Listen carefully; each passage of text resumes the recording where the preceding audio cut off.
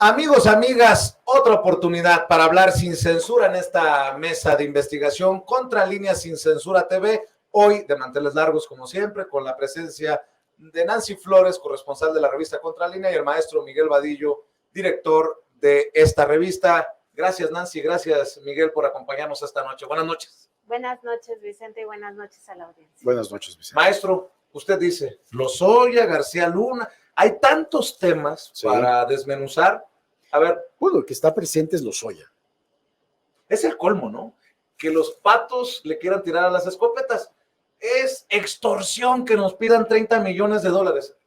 A ver, ¿cuántos se meterían en el bolsillo estos desgraciados? Lo curioso de esto, que Emilio Lozoya es un delincuente confeso, sujeto al programa de testigos protegidos, que aquí tiene otro nombre, testigos colaboradores, que tiene esa figura. Y después de que declaró todo lo que dijo, sus complicidades, su responsabilidad en el recibir sobornos en campañas políticas y los sobornos que entregó a los panistas para la reforma energética, hoy se llame y diga que lo están extorsionando. Pues no, simplemente que dice el presidente hoy, o estos días, dice, bueno, si no les conviene, pues que siga el proceso penal. Este sujeto está preso, es un delincuente confeso, y me parece que la posición del gobierno es que realmente entreguen todo el dinero que permita resarcir el daño patrimonial que causaron a la nación con la compra-venta de nitrogenados. Ahora, otra cosa que también hay que agregarle a eso que se dice es, Miguel, un testigo colaborador que parece no haber entregado lo que prometió, porque detrás de Lozoya no ha caído otro pez grande. Bueno, él habló había hablado de Videgaray, exsecretario de Hacienda con Peña Nieto. Y lo extraño de todo es de que nadie habla de Luis Videgaray, que por supuesto era el jefe de todo ese grupo.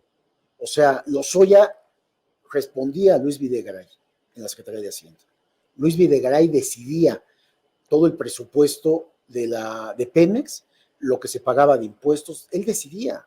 Él fue el coordinador, el administrador de la campaña de Peña Nieto. Él estuvo involucrado con los sobornos de la empresa petrolera brasileña. Él estuvo a cargo de todo, prácticamente él administraba todas las finanzas públicas, pero también él tenía control sobre petróleos mexicanos. A él lo señala y ninguna autoridad que yo sepa, salvo que haya algún expediente ahí que esté siendo investigado contra Luis Videgaray. Pero en el caso de Lozoya, como bien dices, me parece que no tiene argumentos ni forma de defensa. Esto que está argumentando su abogado, diciendo que ahora lo están extorsionando porque ellos ofrecen 10 millones de dólares y el gobierno dice, o la Fiscalía, General de la República dice que sean 30 millones de dólares para resarcir los daños causados, los daños patrimoniales. Y dicen que no. Bueno, pues que siga el juicio y que lo saquen de ser testigo colaborador, que sí dio videos en donde se ve a los panistas, varios de los cuales están presos, eran legisladores, están presos por este motivo, recibiendo maletas, fajos de dinero, ¿no? Entonces sí hay elementos ahí que permitió ver este rostro de corrupción del panismo, de cómo negociaban, de cómo se beneficiaban, de cómo extorsionaban al gobierno para aprobar leyes y acuerdos. Esto sí está, pero sí faltaría más arriba, porque uno duda de que Peña Nieto y Luis Videgaray no estuvieran enterados de esto.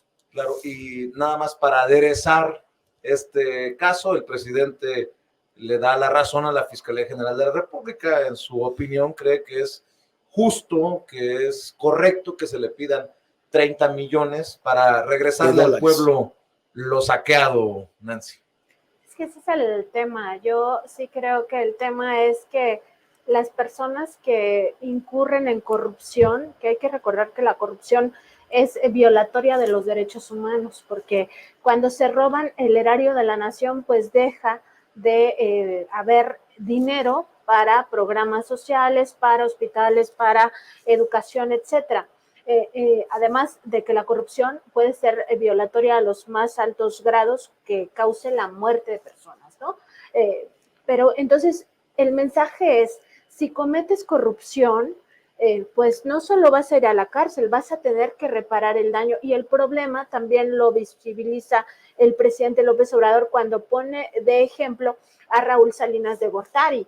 O sea, ¿de qué sirvió que estuviera unos años en la cárcel si cuando sale le entregan el dinero que pues fue producto de peculado? Todo el mundo sabe, porque además están las investigaciones periodísticas y las propias investigaciones de las autoridades, entre ellas las de Miguel Vadillo, de cómo se estructuraron todas estas pues operaciones financieras para trasladar el dinero a Estados Unidos, de Estados Unidos a Suiza, y ese dinero era producto de peculado, había salido de la partida secreta y de otras áreas sensibles como la propia CONASUPO. Entonces, era dinero público y se lo devuelven. O sea, ¿cómo? ¿Por qué? No era dinero bien habido, era dinero claramente mal habido.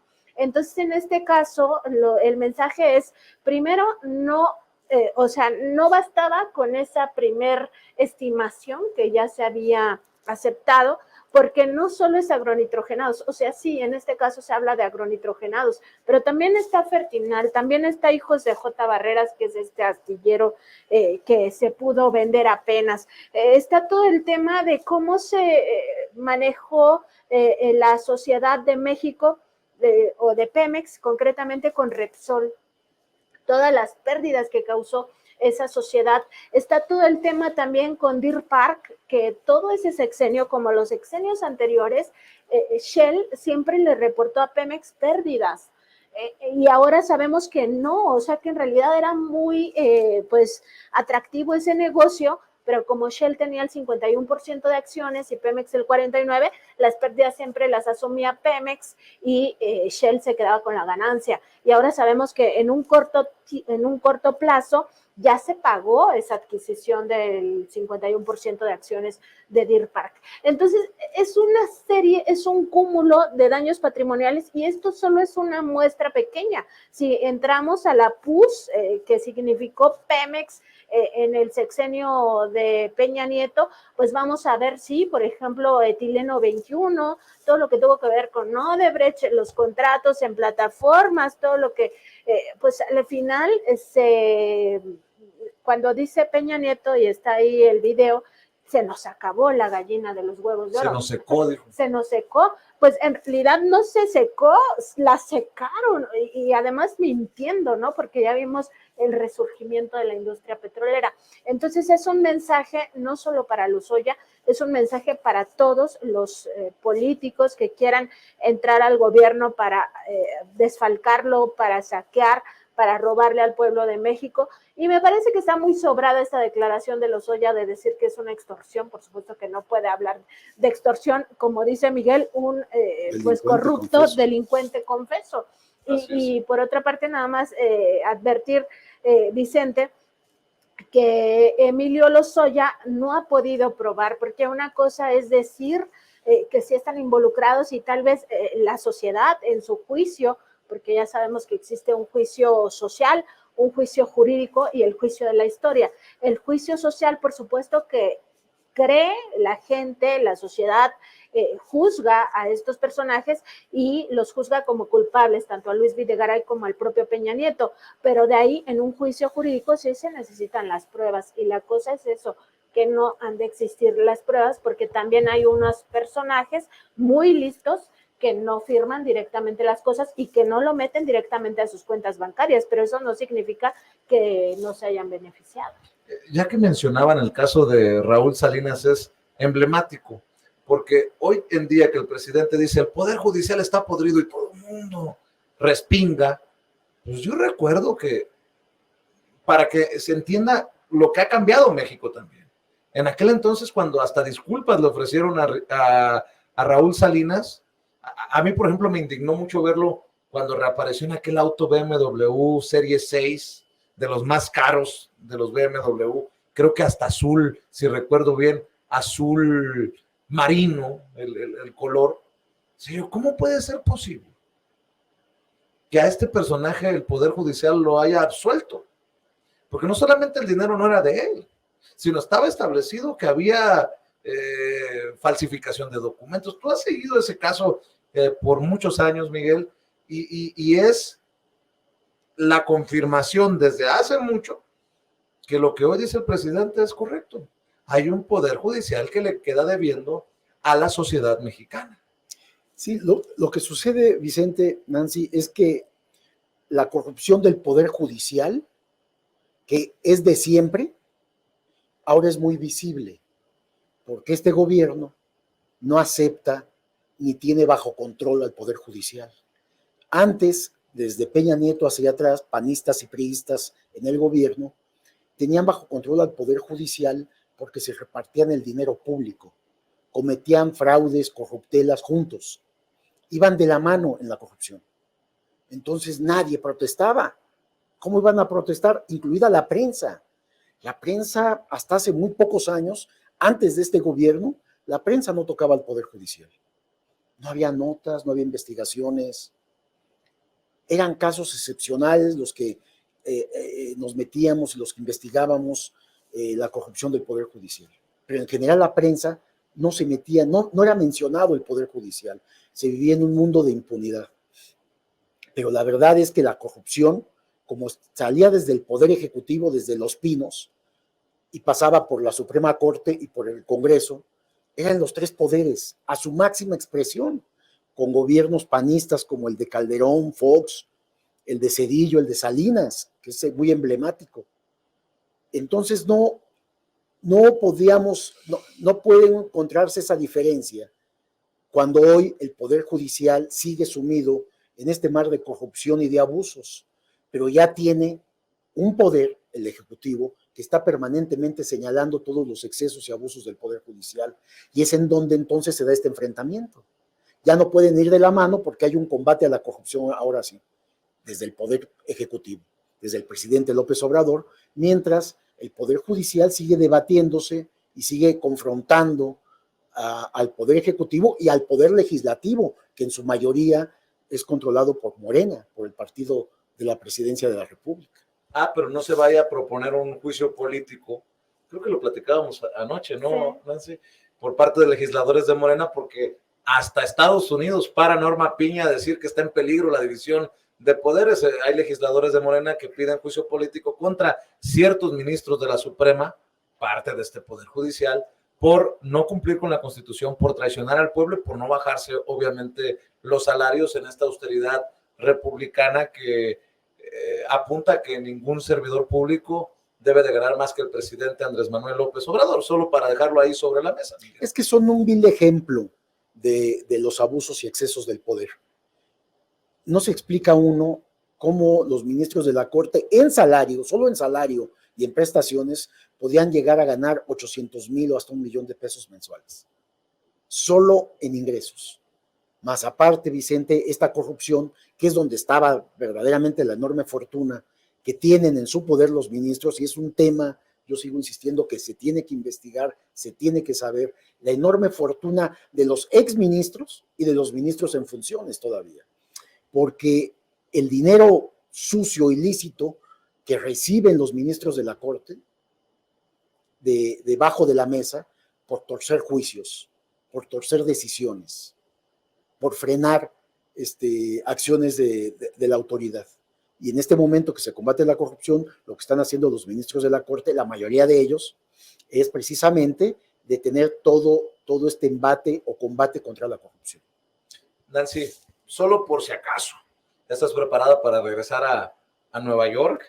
Estoy viendo de colegas en Estados Unidos como Jesús García, corresponsal de La Opinión en Los Ángeles, que el abogado César de Castro entregó al juez Brian Cogan la evidencia adicional que se le estaba solicitando a favor de Genaro García Luna y que podría llevar a un nuevo juicio, de acuerdo al equipo de la defensa. Se informa que la información fue sellada a menos que el juez determine una audiencia al respecto y se presente como argumento hacia un intento, decía, de un nuevo juicio. Esto en un caso Genaro García Luna que nos sigue dando elementos, pareciera, si no día tras día, semana tras semana, mes tras mes, para seguir desmenuzando esta red para seguir desmenuzando el nivel de perversidad, para seguir hablando de esto que nos dejó sangrando al país, tanto en términos de seguridad como en términos económicos, Nancy. Mira, vamos a ver qué determina el juez Brian Cogan, pero yo realmente no creo que tengan suficientes evidencias de su inocencia. Y básicamente no lo creo porque hay que recordar que este personaje fue detenido en diciembre de 2019. Y desde 2019 hasta febrero de 2023, que fue cuando se le juzga ya totalmente, que un jurado lo encuentra culpable de los 5 cargos que le impuso o que le imputó la Fiscalía estadounidense. Ellos no pudieron presentar ninguna prueba, ningún testigo, no pudieron ni siquiera que el propio Genaro García Luna subiera al estrado para defenderse a sí mismo. ¿Y por qué? ¿Qué nos dice este hecho de que Genaro García Luna no hubiera testificado a su favor? Primero, que no quería incurrir en lo que se conoce como perjurio. Es decir, que él no quería mentir. Si le preguntaban, ¿usted es culpable de narcotráfico? ¿Se considera culpable? ¿Usted traficó o permitió el tráfico? Pues él no puede decir que no, porque sí lo hizo. Esa es la única explicación al hecho de que él haya renunciado a su derecho a defenderse. En ese sentido, me parece que más bien siguen siendo estas prácticas dilatorias de la defensa, pero veremos, quizá en una de esas, el as bajo su manga es que va a declarar Felipe Calderón Hinojosa, ¿no? Vamos a ver. Bueno, si no declara ni en Twitter, estoy preocupado. 2 días después, o poquito menos, desde que se da a conocer por parte de la Fiscalía General de la República órdenes de aprehensión contra la esposa, Linda Cristina Pereira, de Genaro García Luna, y de los hermanos y hermanas del ex superpolicía en el sexenio de Felipe Calderón, y el expresidente, o sea, puede subir notas sobre el calentamiento global, puede seguir. Vicente, ha de estar ahogado, yo creo. En alcohol. Bueno, ahogado en sus penas. Pero ayer lo mencionábamos, Nancy. O sea, esto es estruendoso por donde lo veas. Si no lo es jurídicamente, políticamente, para el panismo, para esta oposición, tiene que ser estruendoso que el expresidente pues no salga por lo menos a pronunciarse o a desmarcarse de estos personajes. Los tiempos son importantes en este momento. ¿En qué momento el abogado de García Luna se presenta al juzgado ante el juez Cogan y le entrega supuestas pruebas o evidencias de la no culpabilidad de García Luna de los vínculos con los cárteles de la droga? En el momento que salen las fichas rojas de la Interpol para la detención de la esposa de García Luna y de los hermanos de García Luna. Se da en este momento. No hay coincidencias, ¿no? Exactamente, sale esto por las órdenes de aprehensión giradas por jueces federales mexicanos en contra de este núcleo familiar, y de repente el abogado de García Luna presenta las evidencias. O sea, se da al mismo tiempo como una forma de tapar o de encubrir, de desviar la atención, además pública, de estas órdenes de aprehensión giradas, en donde tanto la esposa de García Luna, que se llama Linda Cristina Pereira, y la hermana y hermanos de García Luna involucrados, porque eran socios de la empresa GLAC, que es García Luna AC. Entonces, como socios, pues tienen responsabilidad por el delito de desvío de recursos públicos en algo así como 14,000 o 16,000 millones de pesos al tipo de cambio de aquel momento en que se da el desfalco. Entonces, en este momento que ya son prófugos de la justicia, desde que se libran las órdenes de aprehensión y que Interpol gira la ficha roja para su detención, el abogado presenta esto ante el juez porque ya ve que el tiempo se les acabó. Pero yo lo que quiero comentar, más que este momento, que los tiempos me parecen interesantes, es no le queda nada a García Luna para negociar. Este pacto de silencio del que hemos comentado acá, Vicente, que le lleva a proteger a un grupo de políticos panistas encabezados por Felipe Calderón, que estuvo involucrado o está involucrado directamente en todo esto que hizo García Luna en los vínculos con el narcotráfico y el crimen organizado. Entonces, lo que vemos en este momento, que la presión que tiene García Luna para mantener ese pacto de silencio puede haberse roto en este momento. Porque una cosa es que García Luna esté dispuesto a soportar la prisión en una cárcel estadounidense por 50 o hasta 100 años o más, porque son delitos graves, 4 de ellos, de los 5 que mencionaba Nancy Flores. Entonces, en este momento, García Luna está, si estaba dispuesto a mantener este pacto de silencio, en este momento que ya tiene que ver con su familia, directamente con su esposa, directamente con sus hermanos y hermana, entonces ya es un momento muy complicado, que solamente uno lo entendería, que García Luna ya estaría considerando dar información de otros involucrados en la conspiración para traficar drogas a Estados Unidos y proteger a bandas criminales en México.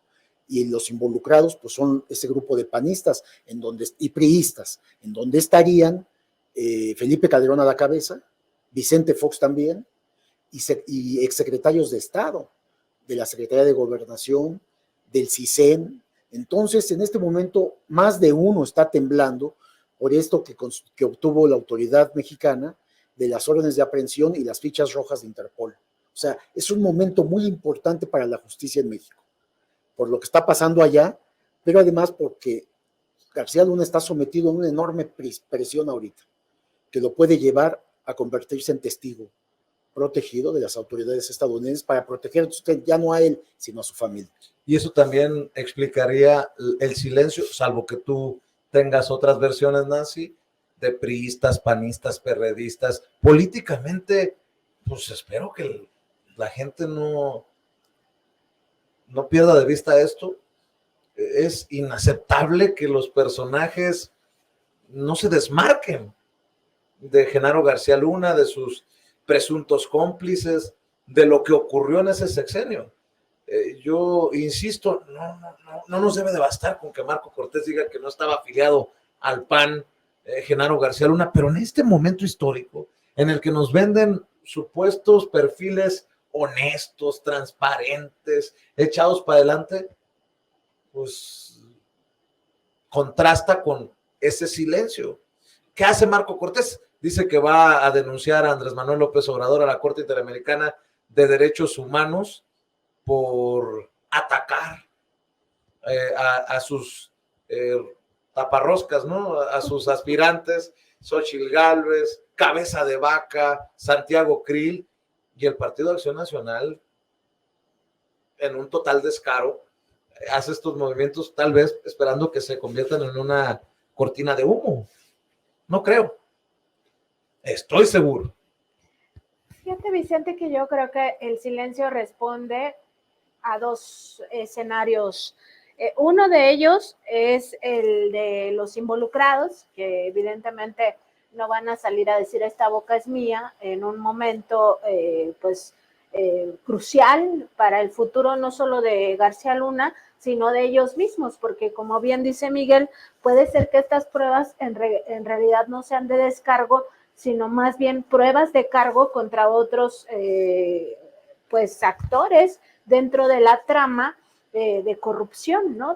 Específicamente de la trama de corrupción de sus nexos con el cártel de Sinaloa. Entonces, se van a esperar a ver qué sucede. De hecho, muchos de ellos, no sé si recuerdas, pero cuando estaba el juicio, y que ahí sí todos los medios tenían que hacer eco de estas informaciones porque iba a ser muy difícil que no trajeran esta nota, pues ahí sí muchos intentaban desmarcarse diciendo, recuerdo a Guillermo Valdés diciendo, yo no sé si sea culpable o no. A ver, estuviste 5 años en el CISEN, al momento en el que él estaba aliado con el cártel de Sinaloa, entonces el que sabe precisamente eres tú. Y tú tienes responsabilidad porque tenías en tus manos la supuesta inteligencia civil que en realidad era todo el aparato de espionaje político, ¿no? Entonces, esos guardan silencio para protegerse de alguna manera esperando a ver qué sigue y si tienen que huir a Israel, porque ¿a dónde más van a huir sino a esa entidad que ahora es cómplice de corruptos? Refugio de corruptos y torturadores, ¿no? Mexicanos. Sí, de mexicanos, pues. Entonces, esa es una vía de silencio. La otra vía de silencio es porque no les conviene, o sea, políticamente para ellos no es un buen momento para manifestarse en un sentido u otro, porque lo que podrían hacer la salida fácil es que el PAN vuelva a decir, es que ni lo conocíamos, o sea, ni lo topábamos, o sea, ¿cómo? Estuvo en 2 sexenios en cargos muy importantes de la seguridad pública. Uno de ellos fue una Secretaría de Estado, la Secretaría de Seguridad Pública. ¿O qué sabe García Luna de estos personajes? Todo, Vicente. Es que además él tenía la plataforma México, no hay que olvidarlo. Espiaba a todos. Una de las versiones, Vicente. No, perdón por interrumpirte. Una de las versiones, Vicente, es que él tiene información muy sensible de Felipe Calderón. Espiaba a Felipe Calderón. Por eso Calderón no lo pudo quitar del puesto. Porque ya se había desbordado García Luna. Ya había rebasado al propio entonces presidente Felipe Calderón. Y con la plataforma que tenía ahí de espionaje, podía investigar a cualquiera, espiarlo telefónicamente. De tal manera que lo que vemos acá es una complicidad de todo esto, Vicente. Así es, y bueno, pues estamos ante un momento importante en que se definan, ¿no? Tanto García Luna como por eso los que vayan a hablar de García Luna. Estamos viviendo, yo creo que ustedes dos van a tener que volver a viajar a Nueva York. Digo, muy a su pesar. Yo solamente viajo con algún presupuesto estilo Mexicanos contra la corrupción y la impunidad, si no, no. No me puedo volver a hospedar en ese pulguero si aquellos se hospedan en Ritz-Carlton. Solamente así, ¿verdad? Entenderías el gasto. No, broma, obviamente, sarcasmo. No, pero yo creo que sí, porque se viene un momento muy interesante en esto de García Luna. Vamos a ver qué sucede. Lo que sí es cierto también es de que, a pesar de estas evidencias, ya hubo un juicio, un jurado, y García Luna es culpable. De eso tiene que haber sentencia. Aunque hay otro juicio, aquí ya hay un juicio que concluyó y pero que lo que buscan culpable. Es que se reponga el proceso, ¿no? Pues no sé si las leyes estadounidenses permitan esto, pero no puedes jugar tampoco con el jurado de la sociedad. Es un jurado público y ellos determinaron que es culpable con todas las evidencias que presentó la defensa de García Luna y la fiscalía, con un juez mediador. Y ellos dijeron, es culpable. Repones un juicio, pues es un juicio para ver otros datos, pero aquí ya tienes que dictar sentencia de esto. Aquí una pregunta también es, ¿qué tendrían que presentar los miembros de la defensa de García Luna para que el juez diga, a ver, hay que hacer otro juicio? No sé, alguna grabación, ¿Qué te gusta? Algo. ¿Que haya presentado la evidencia de que Felipe Calderón estaba involucrado? O que Felipe Calderón era el cabecilla. No, por eso, que era el jefe de la mafia, de esa mafia. Y ahí sí, que detengan el juicio, que haya un nuevo juicio y que vengan todos los responsables, ¿no? Y él, por declarar eso, pues pueden o reducirle o hasta quitarle la pena, ¿no? Sería interesante esto. O se vuelve algo muy interesante. Por eso creo que hay que estar muy de cerca y pendientes de esto, aunque las pruebas estén selladas, pero bueno, el juez va a tener que decidir, ya están en los tiempos, ¿no? Sí, tendrá que definir si alarga, si sentencia, si va a un nuevo juicio. Se tiene que decir, estamos en los tiempos definitorios. Pero las pruebas que haya entregado tendrá que ser algo parecido a eso que estamos hablando. Estamos adelantando, estamos haciendo hipótesis de qué puede detener el juicio. Lo que lo puede detener es que esté acusando ya, entregando videos, audios de cómo Calderón y otros exsecretarios, Fox y exsecretarios de Estado están involucrados. Eso sí podría detener un juicio, porque ya involucraría a exjefes del Estado mexicano. La pregunta es por qué después de varios años no se había presentado hasta en las últimas y arriesgarse hasta que sean las últimas instancias, ¿no? Porque aquí sí están arriesgándose a que el juez diga, ¿sabe que ya se les acabó el tiempo, ya no es suficiente y vámonos a la sentencia? ¿no? Porque, no, pero el juez avisa cuándo va a dictar sentencia. Ellos están agotando hasta el último momento, como debe de ser. Ellos enfrentaron al juicio considerando que podían, el jurado Ganar. determinar que podían ganar, o sea, la esperanza muere al último, ¿no? Entonces ellos pensaban esto. No fue así y siguen alargando, siguen aplazando, metiendo instancias distintas ante el juez, ante el juzgado, para retrasar la sentencia. Entonces, esto último, pues no nos explicamos qué otra cosa puede ser, pero estaríamos adelantando una hipótesis en este sentido, lo cual, de darse cierta, estaríamos dando al clavo en este asunto, ¿no? Sería muy interesante. En el caso de Linda Cristina Pereira y los hermanos y hermanas de García Luna, yo regreso al Poder Judicial podrido del que habla el presidente Andrés Manuel López Obrador. ¿Realmente el mexicano y la mexicana de a pie puede aspirar a la justicia con este Poder Judicial que ayer tú mencionabas contundentemente de Nancy Flores, le descongela las cuentas a la esposa de García Luna el día que es declarado culpable en Estados Unidos? Este Poder Judicial que descongela cuentas de Luis Cárdenas Palomino. Podemos tener esperanza de justicia. Ahí sí, yo por eso ayer te decía que no se les vaya a ocurrir pedir la extradición de García Luna para juzgarlo en México, ¿no? Es un tema también complicado hacia nuestro país. Ponle que los detenga la Interpol por la ficha roja y acá la papa caliente, ¿qué? Va a ser también importante seguir.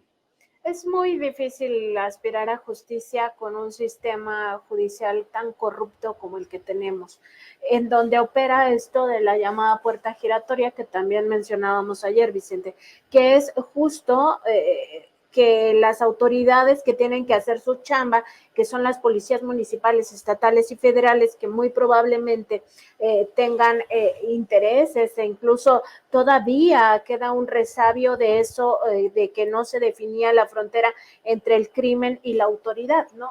Pero aún así hay autoridades que hacen su chamba y entonces atrapan al delincuente, ¿no? Que puede ser un huachicolero, puede ser un secuestrador, un narcotraficante, está en la cárcel, lo meten y entonces por un detalle que a veces es hasta ridículo, porque buscan cualquier cosa, como recuerdo ahora que cada 15 días se da el reporte de los jueces que dejan y magistrados que dejan libres a delincuentes, pues había un dato de un número de una ubicación donde se cometía huachicol. Y entonces decía la persona, es que si es el número 100, pero yo le puse la B, 100B, ¿no? Y por eso, o 100 bis. Y por eso dejan libre al delincuente. Entonces, si tienes esta puerta giratoria que constantemente está liberando a personas que ya pues cometen prácticas antisociales, lo único que puedes esperar de ellas pues es que sigan incurriendo en estos actos delictivos. Entonces, desde el Poder Judicial y muy perversamente se promueve la inseguridad de nuestro país. Fíjate lo que te estoy diciendo. Es algo muy perverso.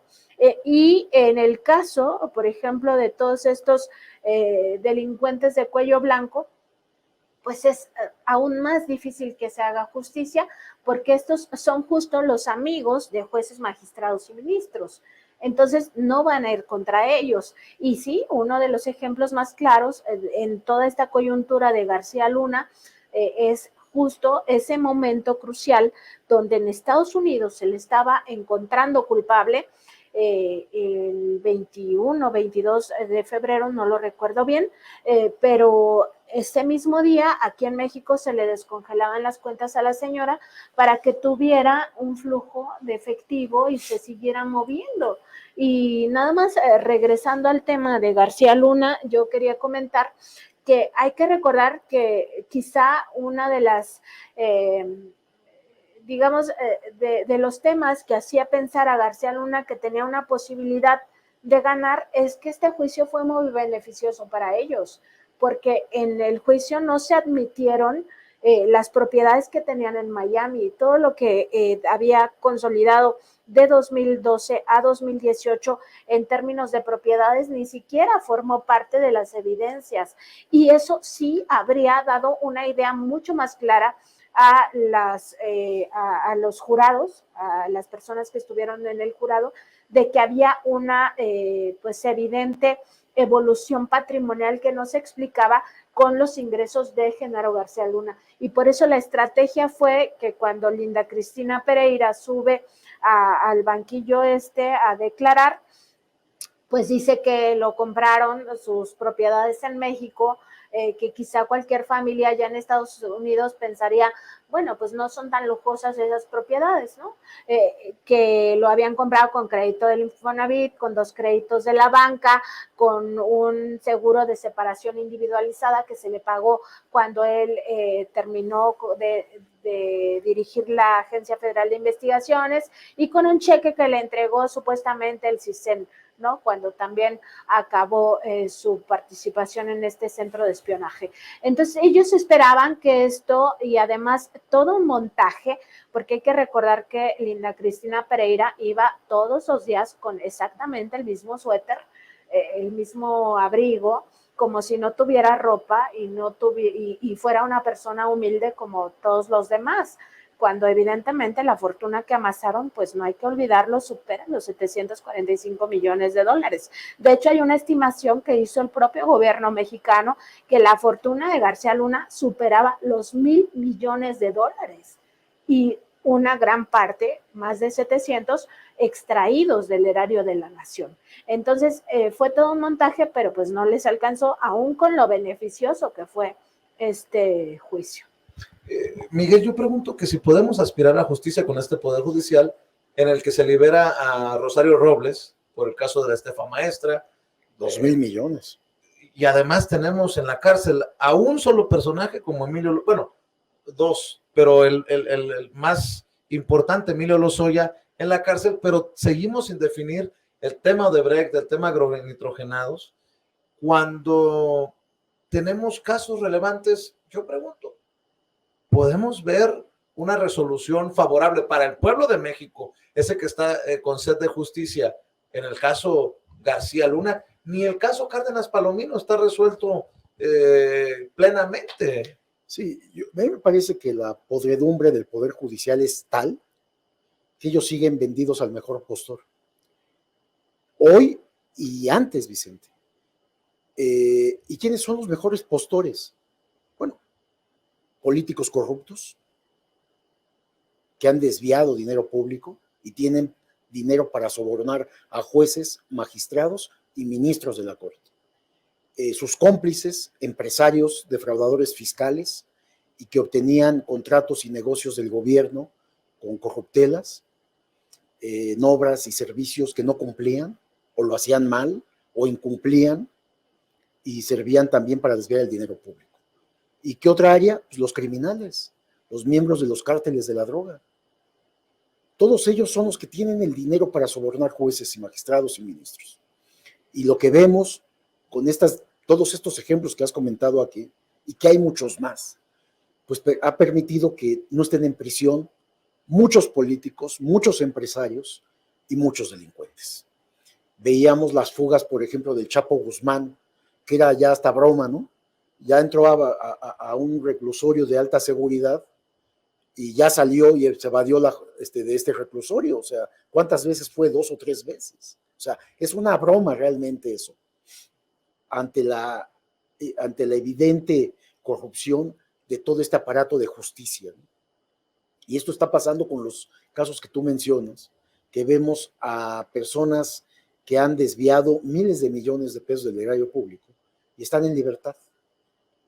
Y por más esfuerzo que se hace en este gobierno para combatir la corrupción, el Poder Judicial sigue liberándolos. Entonces siguen en este camino de recibir sobornos y torcer la justicia. Son vendedores de la justicia estos. Y fíjate, Vicente, yo tengo ahí una idea de que la corrupción del Poder Judicial es la más perversa que hay, más grave que la del propio Poder Ejecutivo y que la del Poder Legislativo. ¿Por qué? Aunque el Poder Ejecutivo es el que controla todo el presupuesto público y es muy doloroso, porque cuando hay corrupción en el Poder Ejecutivo, el dinero se deja de destinar a programas sociales y a las personas más necesitadas.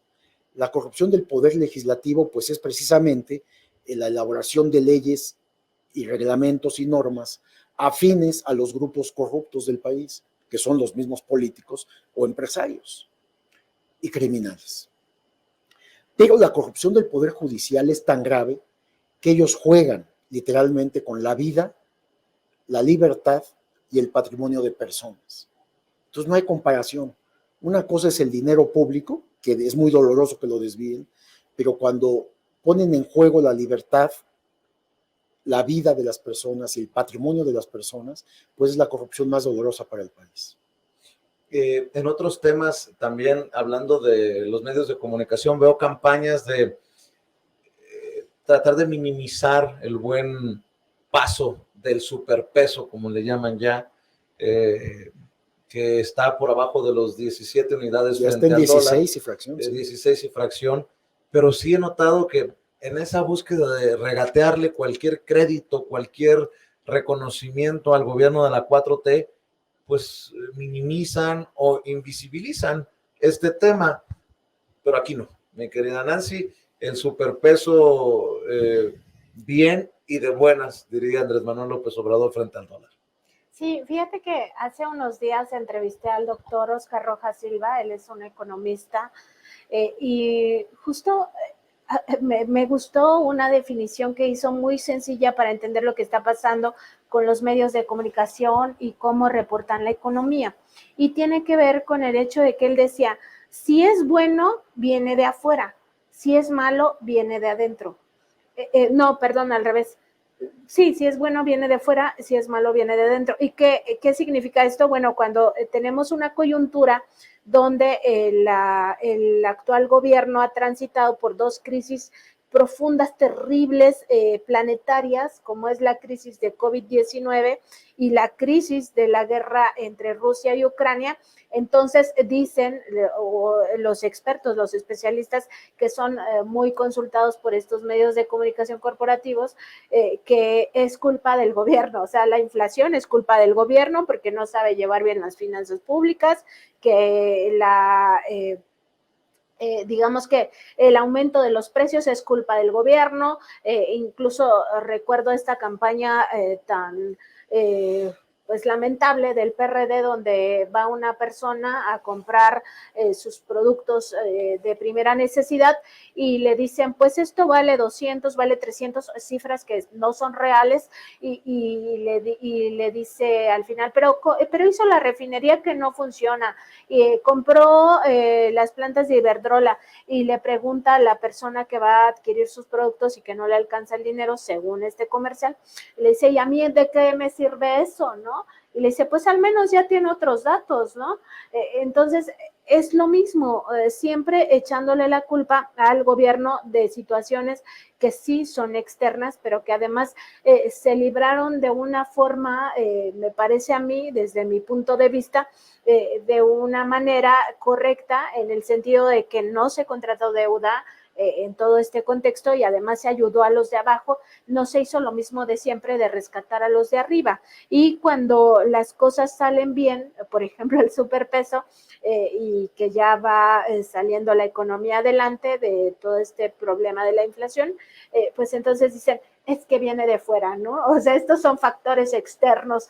Entonces, el doctor Rojas Silva pues explicaba justo esto como para decir que nunca se va a reconocer que existe una política económico-financiera distinta que nos puede llevar a un crecimiento económico justo, y que todavía estamos en el camino, ¿no? Pero que justo vamos hacia allá si seguimos con un gobierno progresista, que no es lo mismo a regresar al modelo económico neoliberal, al capitalismo salvaje, que es un modelo absolutamente criminal, donde pues siempre ganan unos y pierden otros. Además, lo más corriente que me ha tocado ver en medios es que digan que le afecta a la gente el superpeso, o sea, que no es una buena noticia. Sí, no, lo han visto seguramente, sí, claro, ¿no? Claro. O sea, ni siquiera, fíjate la narrativa que venden, le afecta a la gente que recibe dinero de remesas de Estados Unidos. Porque sí, recibe menos, dice. Sí, porque reciben menos. Sí, pero hoy también esas personas que reciben remesas están recibiendo programas sociales. O sea, hay tantas cosas y se quedan fuera de un análisis pues tan simple como el que hacen Tan en superficial. diferentes medios, ¿no, Miguel? Decía un funcionario del pasado que cuando a Estados Unidos le daba un resfriado, a México le daba un catarro que lo ponía al borde No, de la la muerte, pulmonía, decía. ¿no? Una pulmonía, ¿no? Algo gravísimo. Neumonía. Entonces ahora podríamos preguntar, muy bien, no es las nuevas políticas públicas, económicas, sociales del gobierno, el combate a la corrupción, que ya debe de tenerse en cuenta como una medida para las calificadoras. No son las acciones del actual gobierno lo que ha llevado al fortalecimiento del peso, el mejor de los últimos 50 años. Es porque externamente las cosas así están. Uno piensa eso y dice uno, bueno, ¿y por qué gobiernos panistas y priistas nunca tuvieron un momento como este? ¿Por qué siempre en esos gobiernos el peso perdió siempre frente al dólar? Y es muy simple. Esto que comentaba del combate a la corrupción ha sido clave para que el mundo entienda y vea un nuevo país, Vicente. Yo creo que el apoyar a las clases más desprotegidas, el dar becas, pensiones, apoyos a las clases más necesitadas, el invertir en grandes obras de proyectos sociales, como es la refinería, el Tren Maya y otras obras muy importantes.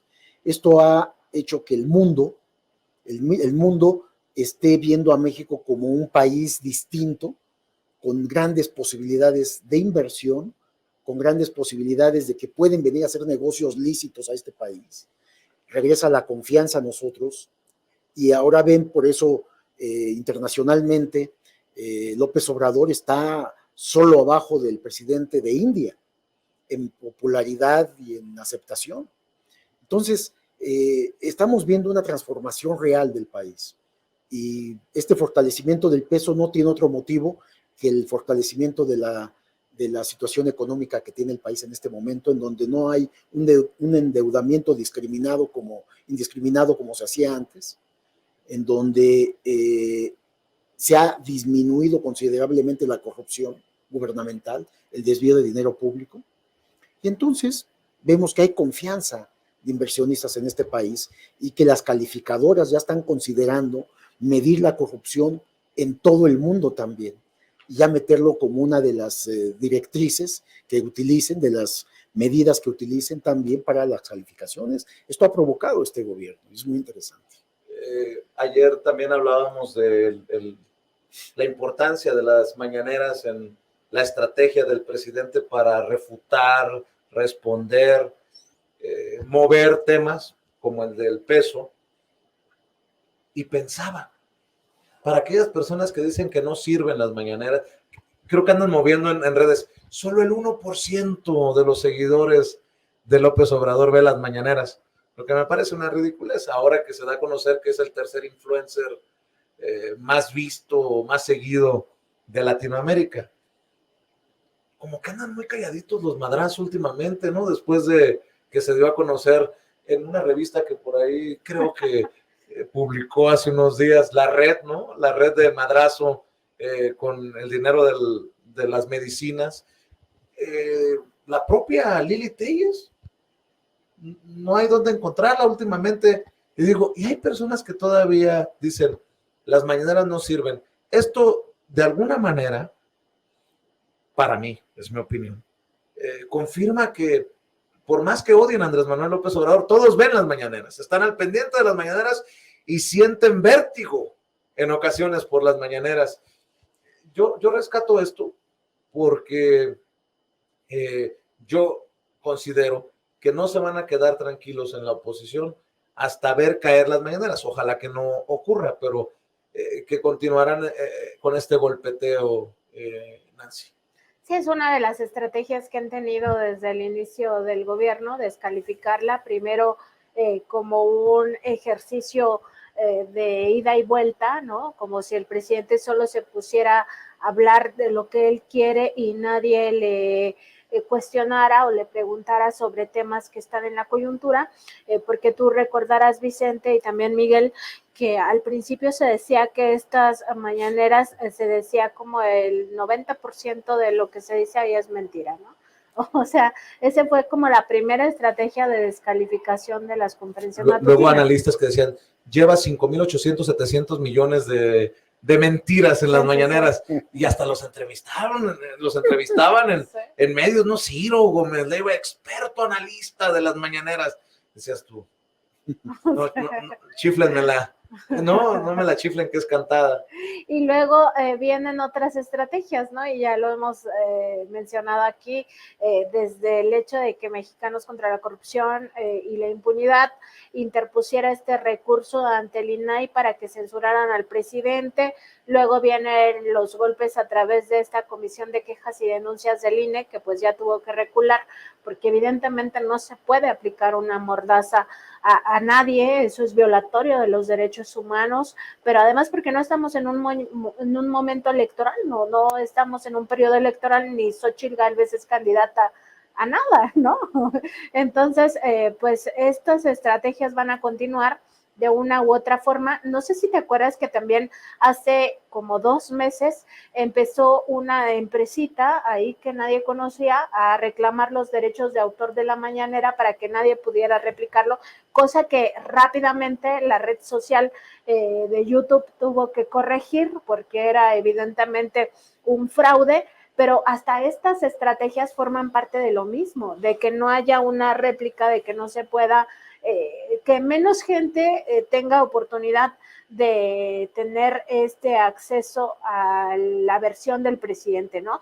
¿Y por qué les molesta tanto? Porque la conferencia matutina rompió el cerco mediático.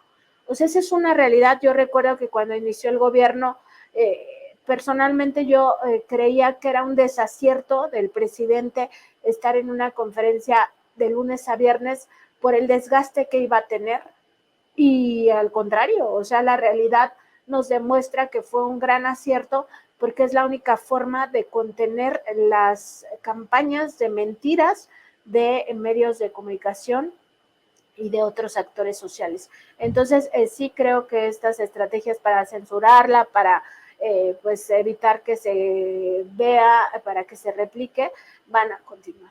Solo por no dejar, si no hubiera sido por la mañanera, hoy no estuviéramos en medios independientes dando a conocer información o rascándole a los contratos que apuntan a conflicto de interés, a tráfico de influencias, a corrupción de la senadora del PAN, Xóchitl Gálvez, cuando fue alcaldesa en Miguel Hidalgo, cuando fue funcionaria de los gobiernos panistas de Vicente Fox y de Felipe Calderón, contratos que terminaron en sus empresas, porque pues pégale una peinadita a los grandes medios de comunicación en México y a lo mejor aparece por ahí escondidillo en una esquina, pero no es como tal una cobertura por el interés social, el interés común, Miguel.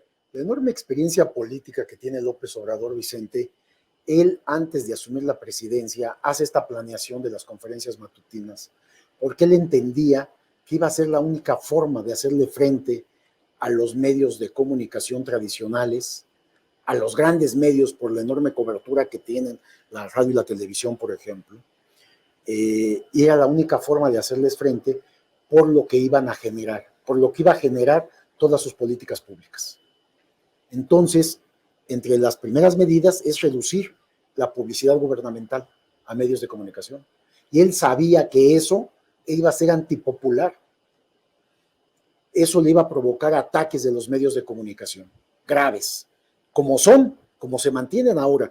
No solo de los medios, sino todo este grupo de opinadores, locutores, influencers, comunicadores, que lo atacan un día así y el otro también, todos los días.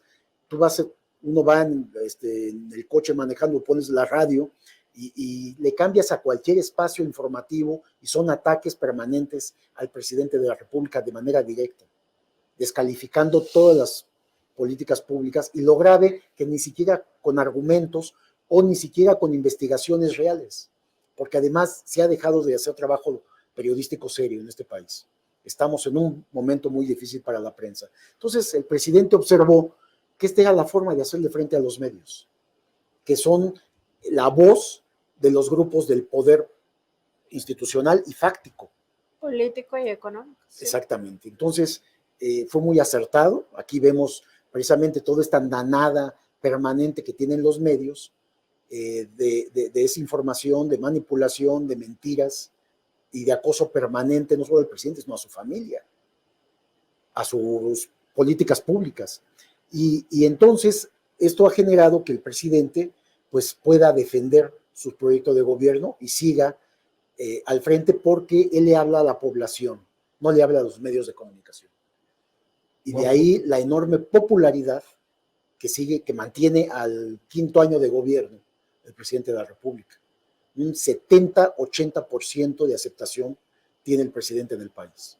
Ha crecido, sigue creciendo en el último año de gobierno, contrario a lo que pasaba cuando 2 años antes de que terminaran los presidentes en sexenios pasados, ya todo el mundo queríamos patearlos y que dejaran la presidencia de la República, porque eran unos verdaderos rateros y ladrones. Hoy no. Hoy el clamor popular es que desearía que López Obrador continuara en la presidencia de la República, que para él ha sido físicamente e intelectualmente un desgaste brutal. Y él dice, ya no, porque además ya no resiste tampoco. Ha estado sometido a muchas presiones de todo tipo, pero lo ha hecho y lo ha enfrentado, yo digo que de maravilla. Y las conferencias matutinas para mí eso han sido un contrapoder contra todos estos poderes fácticos y gubernamentales e institucionales, como el Poder Judicial también, y todos los órganos autónomos, y los medios de comunicación sobre todo. Entonces, muy acertado, pues. ¿Algún adelanto que se pueda? Digo, no quiero echarlos al agua de lo que viene en la próxima edición de la revista Contralínea, Miguel, Nancy. Sí, cómo no, tenemos una investigación sobre la Universidad Nacional, Vicente. Ay, Dios. Corrupción. Ay, nanita, diría el presidente. No, y se da en un momento, Vicente, como tú sabes, acaban de dar las listas de los estudiantes rechazados. Hoy más que nunca, tú ves a una población joven que siente que ha perdido la oportunidad de estudiar la Universidad Nacional. El rechazo en este año es muy numeroso, Vicente. Es de cada 100, 99 prácticamente. Entonces vamos a tener en estos días jóvenes muy desesperanzados, muy desconsolados por esta decisión de la Universidad Nacional de seguir poniendo barreras para que ingresen estudiantes a la Universidad Nacional. Ya está la lista, yo he platicado con varios jóvenes que no fueron aceptados, y son jóvenes que vienen de escuelas particulares, es la verdad. La Universidad Nacional solamente permite que estudiantes de preparatorias incorporadas a la UNAM, o de la Universidad Nacional, pertenecientes a la Universidad Nacional, como son las preparatorias y los SHs y alguna otra tal vez, puedan ingresar a la Universidad Nacional. Y entonces tenemos los que damos clases en la universidad, llego a tener grupos de 5 o 10 personas nada más. ¿En serio? Cuando deberías de poder dar clases a 50, 100, como sucede en Europa, Vicente. Hay materias con 300, 500 alumnos, y que estudie quien tenga deseos de estudiar nada más. Pero aquí no puedes cortarles esa posibilidad, porque muchos de los que aspiraron o se apuntaron para entrar a la Universidad Nacional y que no lo pudieron hacer es porque sus padres no tienen posibilidades de seguirles manteniendo una escuela privada.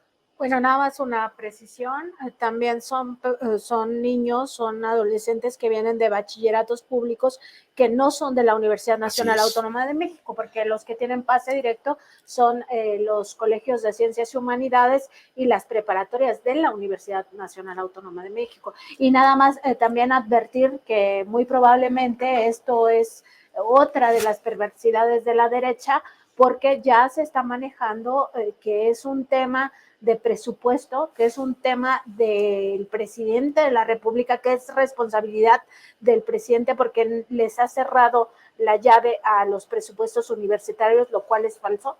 la Universidad Nacional Autónoma de México maneja miles de millones de pesos, sus autogenerados, e incluso, y después lo vamos a dar a conocer, también desde la propia Fundación UNAM se le da millones a la propia universidad.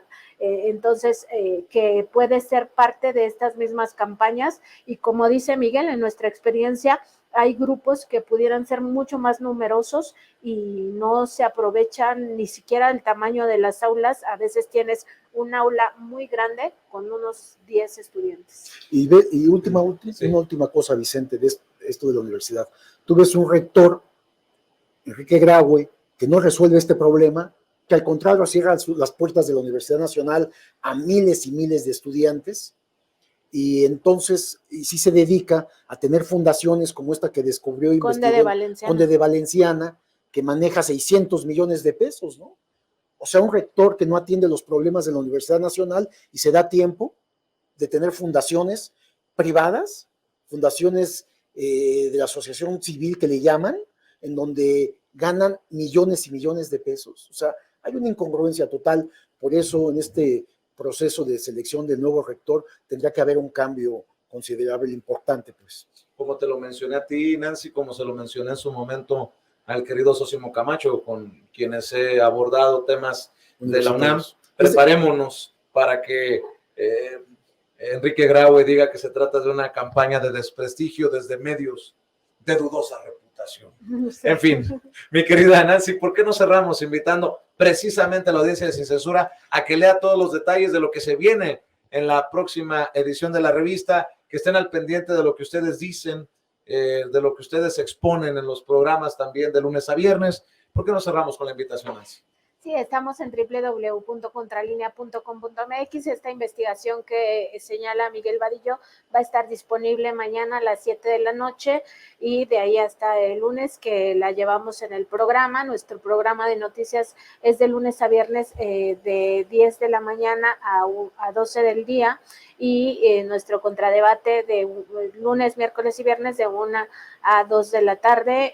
Esto en nuestras redes sociales. Estamos en Facebook, Twitter, Instagram, YouTube y TikTok como Contralínea, y en Spotify, iVoox y Apple Podcast como Contralínea Audio. Muchas gracias, Vicente, por mi comercial. No, hombre, gracias Nancy, gracias Miguel. Gracias, estamos al pendiente de esta investigación. Vamos a ver qué sale. Y bueno, para ustedes que han estado esperando, porque me escucharon tal vez anoche o en la primera edición de Sin Censura con este servidor Vicente Serrano, a continuación la conversación nocturna y sin censura con un amigo del presidente Andrés Manuel López Obrador, un amigo más allá de la política, un amigo que comparte algunas anécdotas y que además tiene mucho que decir sin pelos en la lengua.